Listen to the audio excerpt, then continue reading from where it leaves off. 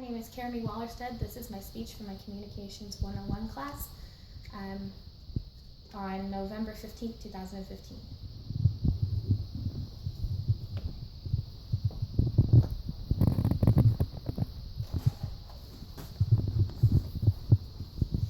My speech is about MLS, or Major League Soccer. On here it shows the emblem for the MLS versus the new one in 2015. According to Robert Wood on topendsports.com, soccer is rated the #1 sport in the whole world based on the 3.5 billion viewers in Europe, Asia, Africa, South America, and North America. However, in the US, it is rated #7 behind baseball, basketball, and football because only 6% watch it. Even though it is ranked #7, it is still a growing sport in the US. A lot of people would view soccer as kind of boring, and some would even say it's not a sport. And a few years ago, I would have agreed with them. We lived in England when I was younger, and soccer was huge, or football as it's known there, was huge. We used to watch all the time on TV because it was so popular. It was hard to get tickets to any of the games, no matter what team it was. And so we would watch it on TV, and I thought it was so boring. It was just not interesting. But when we moved to Utah a few years ago, we started going to the Real Salt Lake games in the MLS, and I really enjoyed it, and I actually started to enjoy soccer as a whole. So not only is soccer extremely fun to watch, but it has the most significant home field advantage of 70%. So teams are more likely to win at home, and that makes people more likely to go and watch their team.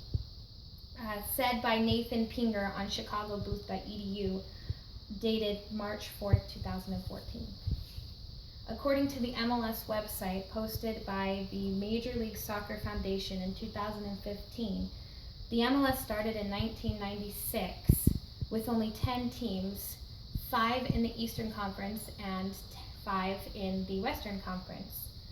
Some of the teams included LA, DC, Colorado, and New England. They struggled at first to keep it going because in the 1998 World Cup, the US team was made mostly of MLS players, and they were eliminated in the first round. So people were discouraged, and they didn't want to go and watch the MLS teams.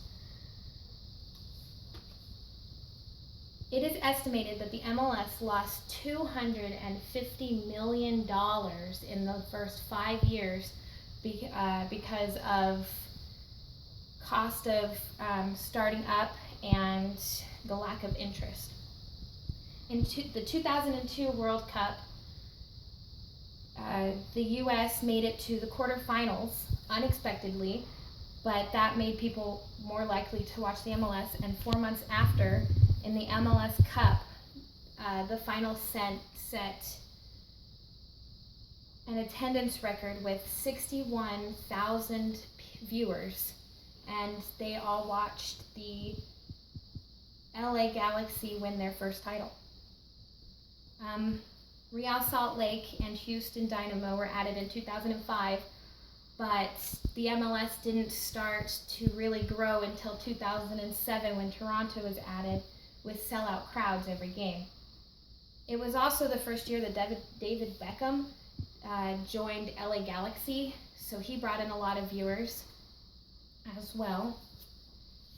In 2014, the MLS was at a record high with viewers of 6.2 million people watching. It only got higher in 2015 when they added New York City FC, or football club, who is owned by Yankees and Manchester City. And they also added Orlando Football Club as well. They also have more popular players like Robbie Keane, Clint Dempsey, Drogba, Frank Lampard, and David Villa. There is now 20 teams in the Major League Soccer. As you can see, there are 10 in the Eastern Conference and 10 in the Western Conference. And in the future, they are going to add Atlanta United Football Club, LAFC, and Minnesota United. Having two huge investors such as the Yankees from the US and Manchester City from the UK shows the interest of other sports that they have in the MLS. And that just shows that the MLS is continuing to grow. And that's good for attendance and the league. This graph